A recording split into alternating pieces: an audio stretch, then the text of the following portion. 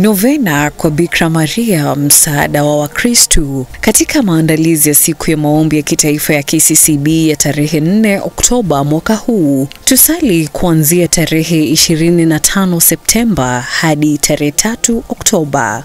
Kwa jina la Baba na la Mwana na la Roho Mtakatifu. Amina. Kumbuka, Bikira Maria mwenye neema zaidi hiyo, haikujulikana kamwe kwamba mtu yeyote aliyekimbilia ulinzi wako, akaomba msaada wako na kutafuta maombezi yako, aliachwa bila kusaidiwa. Nikiongozwa na ujasiri huu naja kwako, Bikira wa mabikira, mama yangu.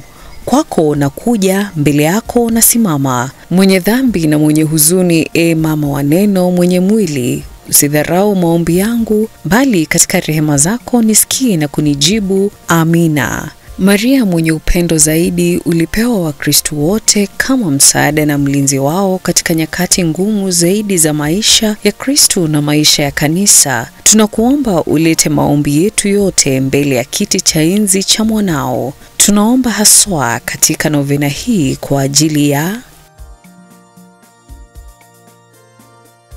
Ewe Bikira Maria, msaada wa Wakristo wote, mama ambaye hakatai kamwe kumsaidia mtoto mwenye mahitaji, utuombee ili tutekeleze wajibu wa wito wetu kwa uaminifu na furaha siku zote.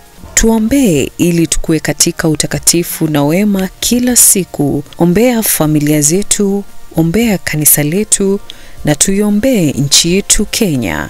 Bwana wetu Yesu Kristu, tunakushukuru kwa kutupa sisi Mariamu mama yako kuwa mama na msaada wa Wakristu.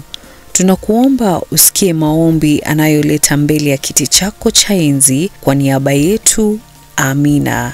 Baba yetu uliye mbinguni, jina lako litukuzwe, ufalme wako ufike, utakalo lifanyike duniani kama mbinguni. Utupe leo mkate wetu wa kila siku. Utusamehe makosa yetu kama tunavyosamehe na sisi waliotukosea. Usitutie katika kishawishi, lakini utuokoe maovuni. Amina. Maria umejaa neema, Bwana yu nawe, umebarikiwa kuliko wanawake wote, na Yesu mzao wa tumbo lako amebarikiwa. Maria mtakatifu, mama wa Mungu, tuombee sisi wakosefu, sasa na saa ya kufa kwetu. Amina. Atukuzwe Baba na Mwana na Roho Mtakatifu, kama mwanzo na sasa na siku zote na milele. Amina.